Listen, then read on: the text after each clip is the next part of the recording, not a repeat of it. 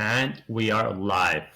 Today, I have a very good friend of mine. His name is Omar Acero. Omar Acero. He's originally from Mexico.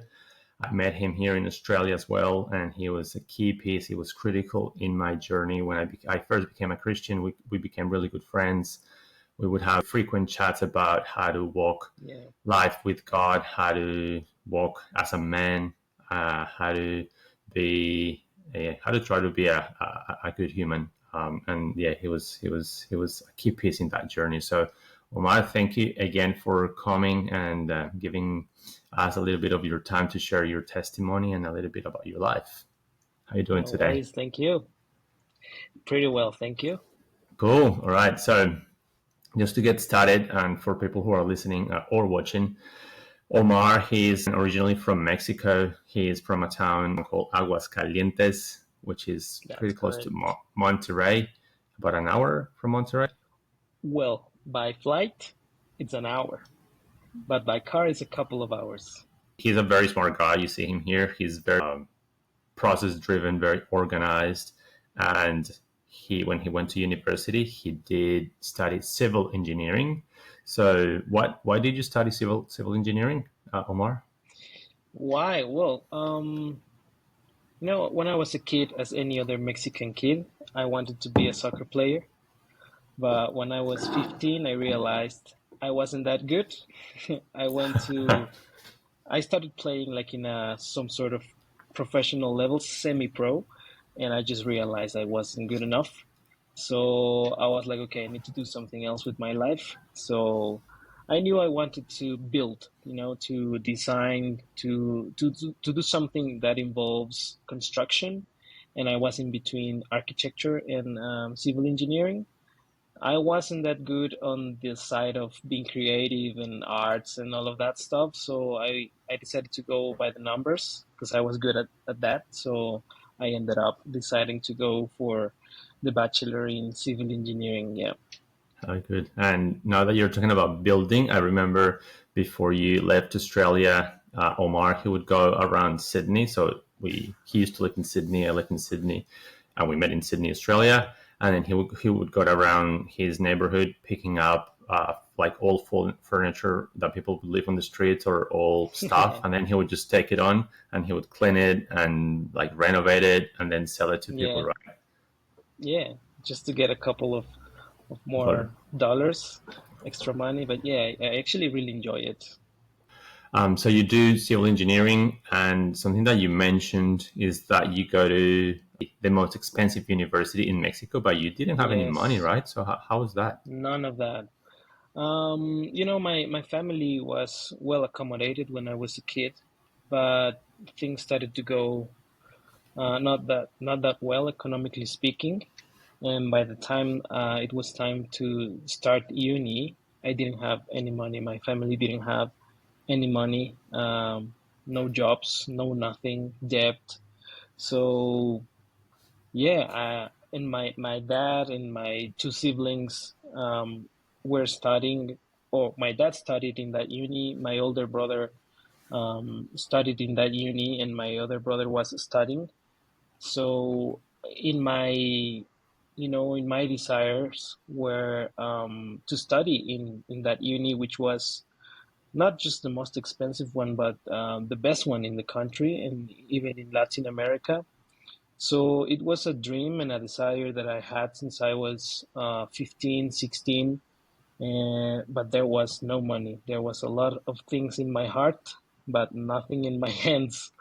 So yeah, luckily, my dad um, just encouraged me to just keep following and pushing for that dream, and it happened. I just finished. I have until this day, every single year was a miracle just to pay the fee for the school. I have lots of stories. Maybe I can tell you one of those. But yeah, I had stories of how God provided miraculously, and yeah, I actually finished uni, and I'm actually so proud of it because it was pretty hard. Not only um, this the context of not having money and not failing any of the subjects. Otherwise, I would lose the scholarship. But also the pressure of, it was hard. It was really, really hard. That uni was really, really hard. And you say that I am smart, but I'm not that smart. I actually realized that I wasn't that smart when I arrived to that uni. But yeah, I did my best, and I ended up finishing, and I'm actually proud of it. My respects, because I do know a few people that have been or have attended that university. It's called El Tecnológico de Monterrey, Yeah, and they say it's really hard to get in. It's really hard to survive once you're in, yeah, and it's also really expensive to get in. So, um, yes. but yeah, you were saying that maybe you had a couple of stories during that time on how God provided Yes. So, miraculously. for example, one of the semesters, uh, always by the end of the semester, you have to pay the fee for the next semester, right? And I remember we didn't have any money, like zero money. And my parents, by then, they started to plant a church um, in another city. And somehow, a friend of my mother knew, and somehow the parents of that friend knew, and those couple that couple was kind of um, so my mom helped a lot that friend when she was young, Mhm. and they were so grateful for the work that my mom did with their daughter. So when they knew that my parents were planting a church, they were so grateful with their life that they arranged a meeting with them. They didn't know them, and they arranged a meeting through the friend of my mother, and they had dinner, and they just said, "Well, we want to support your ministry for a year because we are Wow. pretty grateful for what you guys done in my daughter's life." And also, we just don't want to support your ministry, but also want to support your life for a year. So it was just not only a blessing for the church, but also a blessing for them as a couple. And I remember I had one day to pay, and the meeting was a day before, and they literally gave them cash for the next 6 months. And I remember my dad coming with the money like this, saying, guess who's gonna pay your fee next semester? So that was unbelievable. We're talking about maybe $4,000 or $5,000 in cash. So that was a lot, and hanging out the money with his hands, it was quite funny, and it was quite a miracle. Like, I had nothing from one moment to the other. I had everything, so that was extraordinary.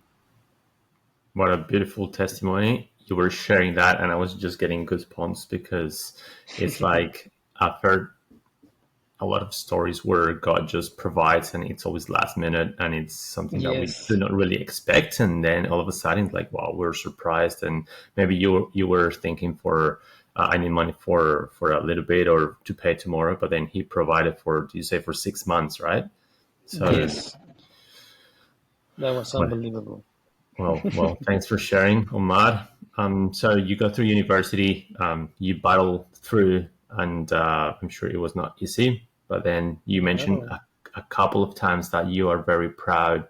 You really wanted to build either architecture or civil engineering. You go for civil engineering, and then you battle through really hard to get in, really hard to graduate, and then you graduate, and then you go, okay, I've got my degree. It's time to go and work and put into practice what I did, right? So then yes. you go into work, I think, for a couple of years, right? Did you Hmm. enjoy that, like being on the ground, being a site engineer or a project engineer, or what did you Yeah, do? absolutely. I actually looked for a job in my city, but I found a job elsewhere. And it was quite a challenge, moving to another city. I didn't know the city, but um, by that time, the owners of the company said, "Look, this is a very pretty good project. It will give you a lot of experience. What do you think?" And I ended up accepting the challenge, and it was quite a good project, really good projects. It was in the middle of nowhere, building right from scratch, big projects like factories, roads. It was a really good experience, and they actually left me a lot of responsibility pretty quick, which was kind of I was kind of scared at the beginning, but on the other side, I was like, I think I'm prepared for this. I guess 5 years of really going through the theory, and it wasn't easy for me, so I knew I was ready for the challenge. And to my surprise, I was actually ready. So that was good to see. Like, I was not only getting prepared for, let's say, the intellectual challenges, but also for the emotional challenges that, working for a company and having responsibility, people under your leadership. So I was actually surprised that I was able to do it. I didn't know I was capable of that. So yeah, I actually really enjoyed it. It was a really good experience. And and this is where for me it's really interesting in your story where you go through all of this, you're really enjoying all of this, but then there is a moment where you're like, you know what, I'm gonna stop my engineering, even though you loved it, and then you decided Yeah, to do like a big change in your life. You drop yeah, that, I don't know if for a little bit or forever, and then you're like, okay, I'm gonna go and study the Bible. What's your process on that during that journey? How do you make that decision? Why did you make that decision? Was it hard to make yeah. that decision? If you can share that journey with us, please. Yes, I actually had a dream. It was a 3 seconds dream where basically God showed me the future, and He was like, "Would you like to jump in?" And I was like, "Okay, I'll do it." And it meant quitting civil engineering for a couple of years, or maybe for life. I still don't know. But it was, for me, I felt it as getting ready for the future. So I knew the future was coming to me, and I just wanted to be ready. I didn't receive some sort of guidance of what to do. I just knew that was my future, and I just wanted to be ready.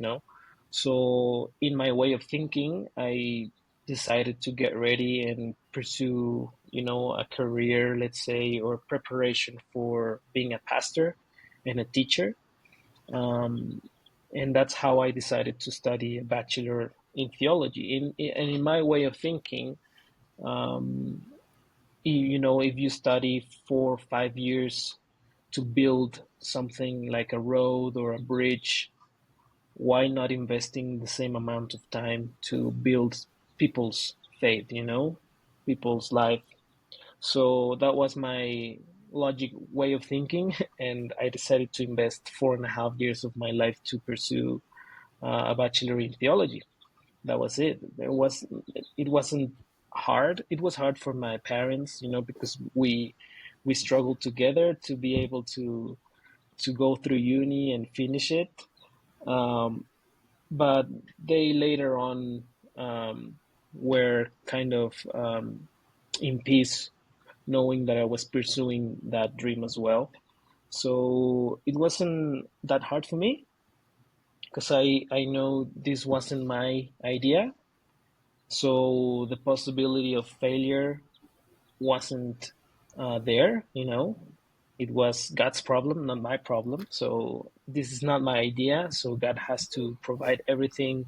God has to prepare everyone's minds and hearts uh, for me taking this decision. So and God, was faithful for 10 years, because I remember I had that dream 10 years ago, and until today, I haven't found any sort of obstacle to live that future, which is now the present, actually. So yes, it was the right decision, and yeah, it wasn't that hard for me, actually. Wow, what a story.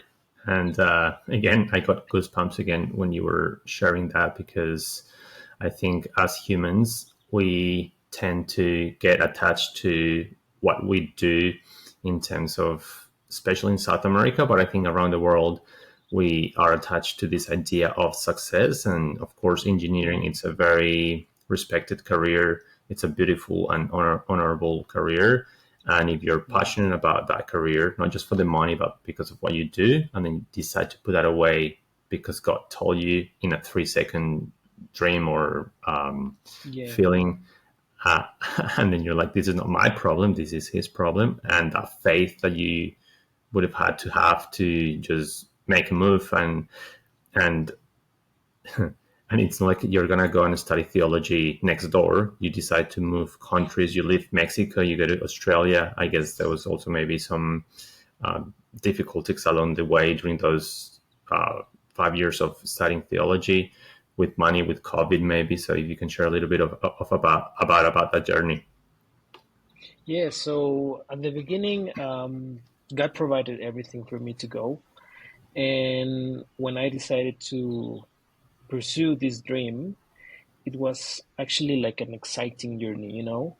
It was, I had expectation of new things, you know, new country, new culture, new people, new church, new everything. So I was actually excited for that. And once I arrived, there's always, you know, a time of adaptation, which wasn't that bad. Honestly, the church helped a lot in that respect, and I think things started to get a little bit, uh, you know, tough when you know I was 25 by then. And in my dreams, I wanted to get married. You know, I wanted to have a family. And so that meant that all of the possibilities come would have to, you know, stop, or, you know, I had to look elsewhere to get married. And you know, finding someone at the other side of the world, uh, knowing that I want to get married and go back to Mexico, to a small town. Well, not that small, it's 1 million people. But, you know, it was kind of, you know, like a lot of conditions. You know, it was kind of a hard task, some sort of impossible mission. You know, so I started to feel like kind of this feeling of loneliness, and you know, emotionally starting to struggle, because it, you know, women were not rejecting me because of my bad or good lookings, or because I wasn't smart or interesting, or wherever. It was because of I was pursuing a dream, you know, God's dream. So that was kind of frustrating, you know, because there was nothing I could do in my hands to actually achieve that goal, which was getting married. So um, again, I had to trust God that He was going to provide somehow, and I just focused on the things that I had in my hands, and I left um, all of my dreams and desires of my heart to God. And you know, serving in the church, attending to church, um, serving in the Latino community, I found the person that now is my wife, which is Diana. And she was actually seeking the exact thing that I was, you know, the exact person that I was. She wanted someone that was full on with God, full on with, you know, Latin America. Um, and that was me, you know, so that was really surprising, because it was, you know, the possibilities were so, you know, so scarce that I was actually surprised I was able to find someone not only with the right context, but also so physically and emotionally attracted to her. So that was amazing that God provided above and beyond what I was expecting in that sense. And when we were about to get married, or we decided to get married, COVID hit, and Again, no money, no jobs, and a lot of dreams. So actually, the pattern repeated, you know? So I knew God was gonna provide everything again. It wasn't that hard to plan. It wasn't that hard to take steps towards that goal. It wasn't that hard to dream for financial provision. And yeah, 3, 4 years later, God provided absolutely everything. We had a beautiful wedding. Our first 3 years of marriage have been amazing. We were able to save money. We were able to travel together. We were able to visit family overseas twice. We just we're about to buy our home. Um, it's just unbelievable. God has been faithful, and yeah, I'm so grateful. I decided to pursue God's dreams for my life, to say yes to His calling. I don't change my last 10 years of my life for nothing. There have been the best years of my life, I can tell you. The Wow. best years of my life. And you have an awesome testimony, Omar. And when it comes to, there's a couple of things that you mentioned, and when it comes to meeting the right person, I think also you were very critical in my journey, because I came from a very different background from the world, dating, or not even dating, just playing around with a lot of women every weekend. You don't even know their name, you don't know anything. And then I meet God, and He literally changes how I think, how I feel, how I want to go ahead. And I go through this journey of 3 years of not dating anyone and just cleaning my heart, my mind, my spirit to be ready for that woman. Because Yes, I also wanted to marry the right person, and I wanted to build a beautiful and loving and caring family. But I knew that in yes, my current state back then, I was not ready.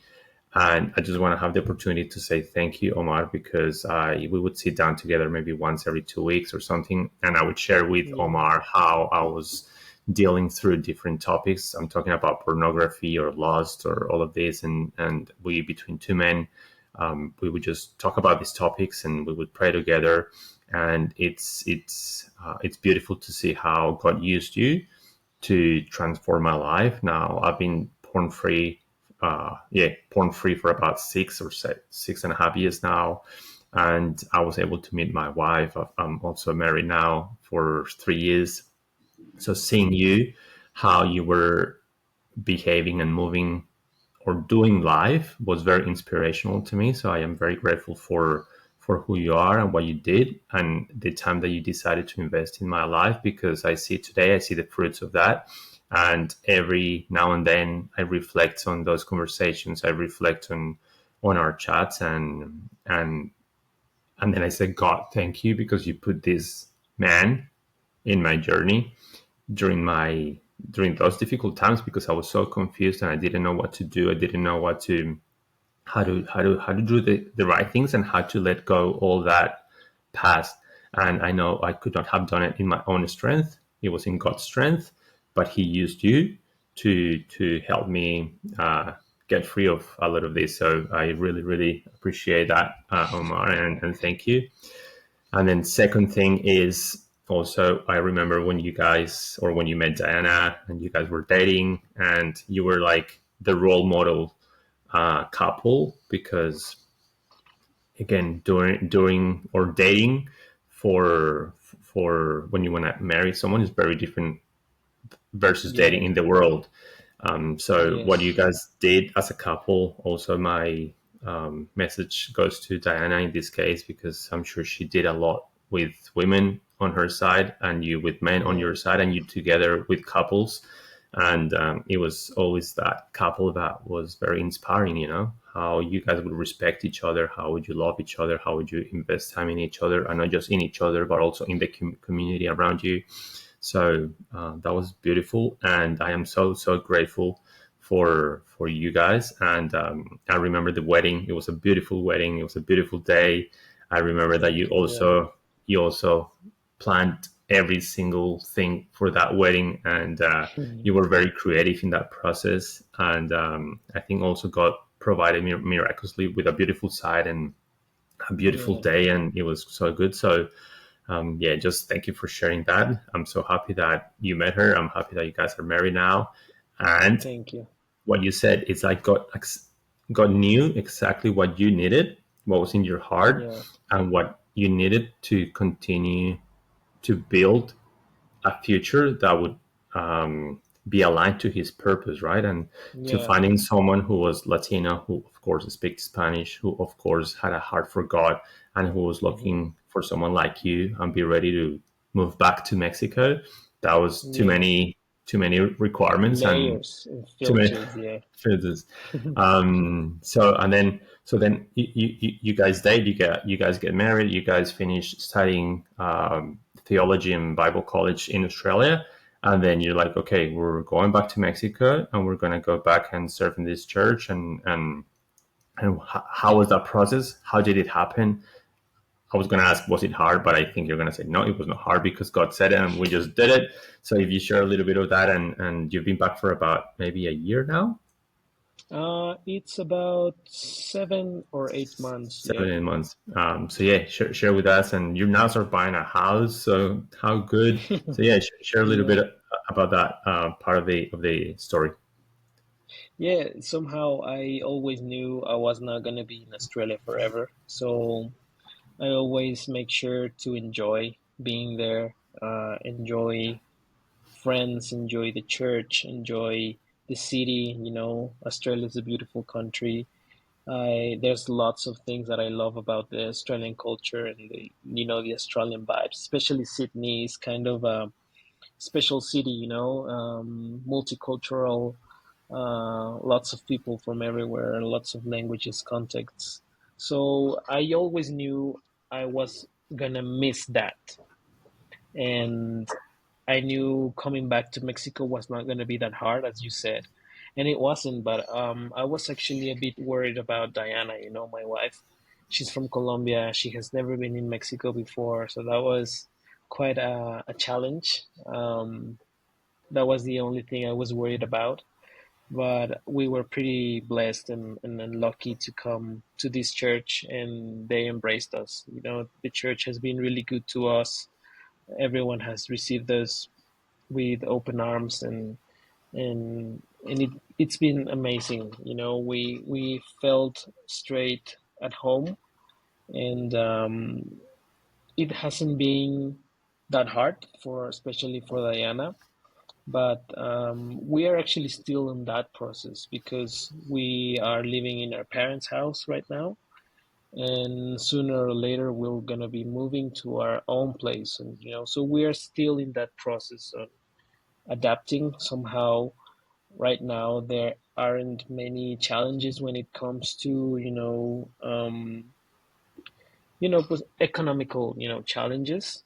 We are able to save all the money that we are earning, so that's a good thing for now. But sooner or later we are on ourselves, and that will be maybe challenging in the future, but we'll see.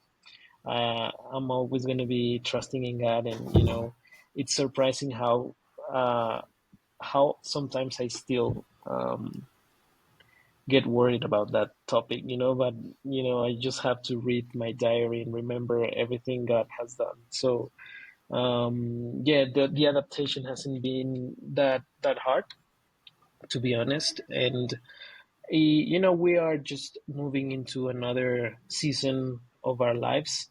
So I guess always having a vision and goals helps because you don't have time to worry too much. You are just, worried about walking forward towards those goals, towards those objectives. So I think that has been really helpful that we know where we're going, and we know that we're going to be doing this for the next 10, 15 years of our lives.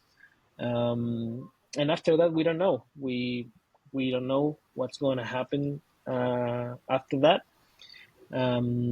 We have really well we have established pretty well our goals for our ministry, we are working now on our goals for as a family, because we like to separate those two pretty well. We know it's the right way to do, to do pastoring, having healthy limits, boundaries.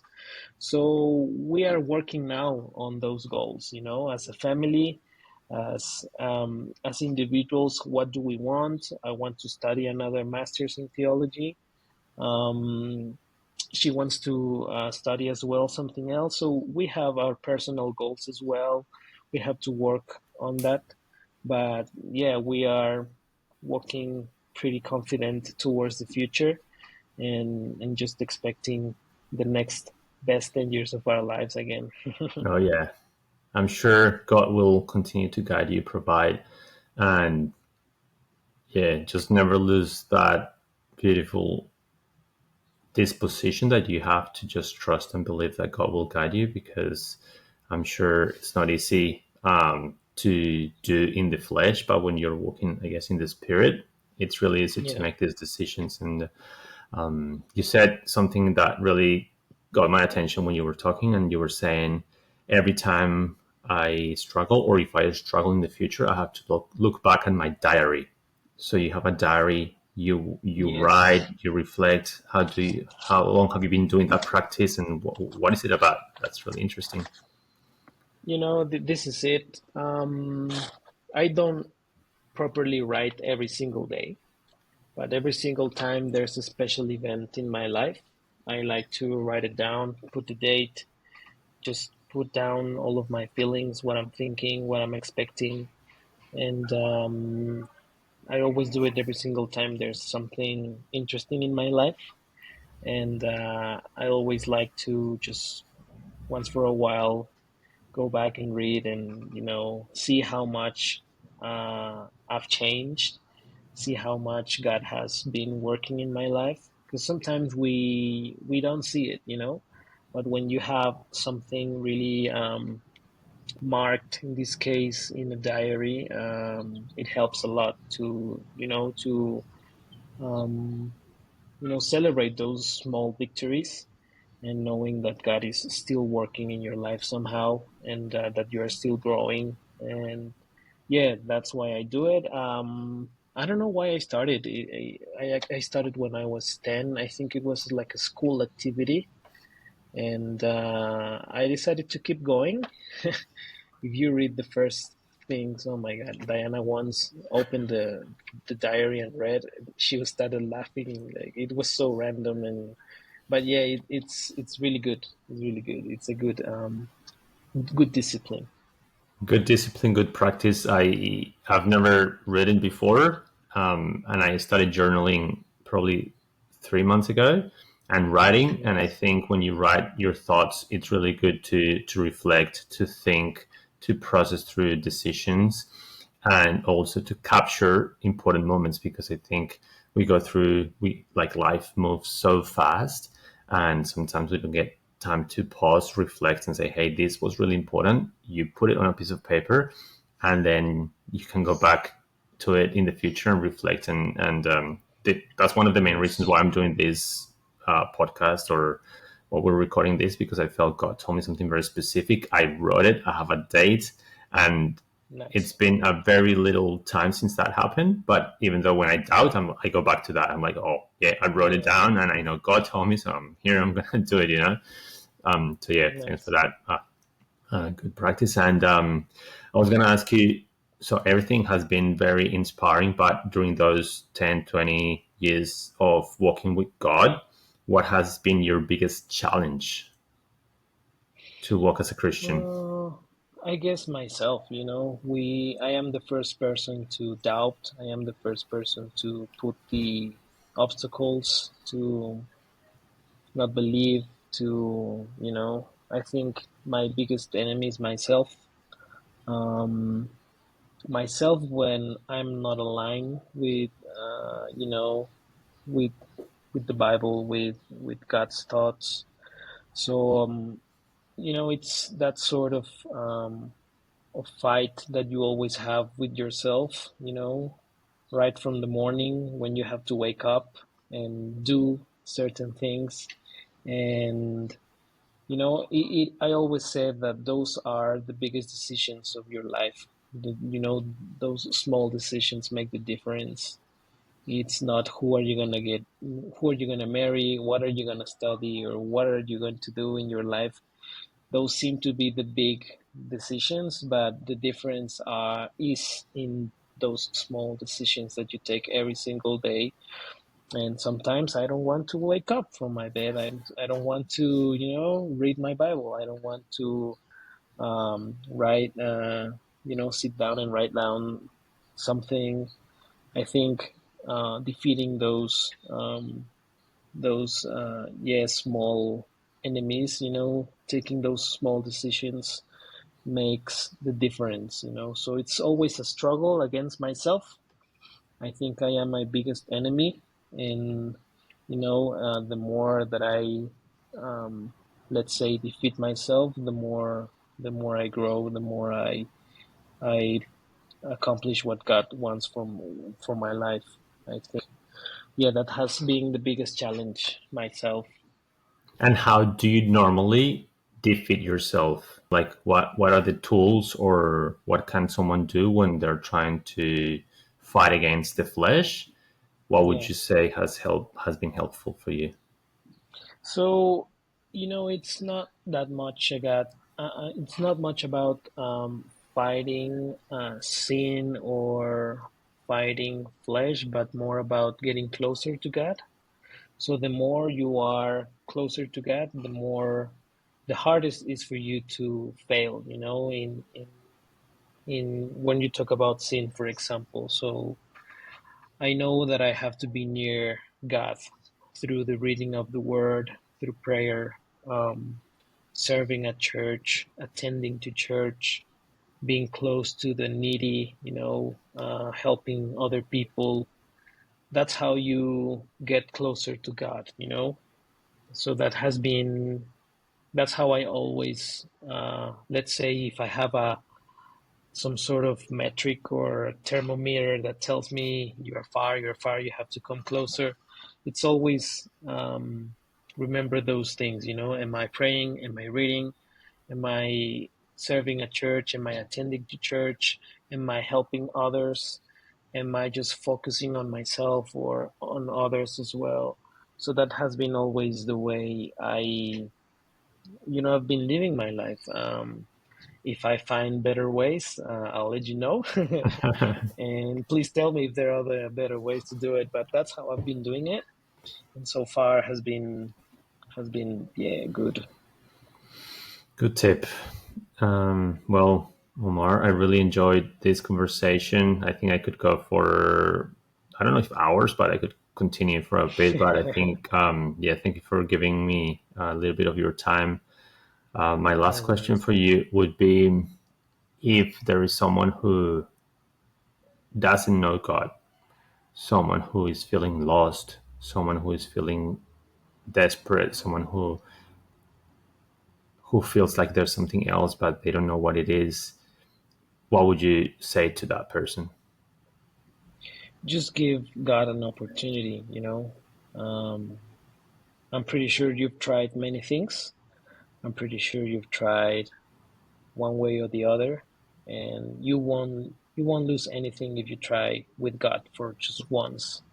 Just give him an opportunity, and just experience him. Yeah, just give it a try.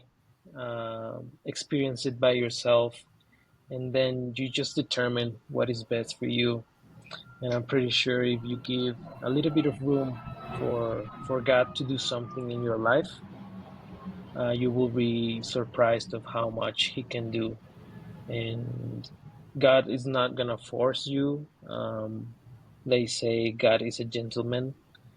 Only if you let Him to get through, He will um, let come in. So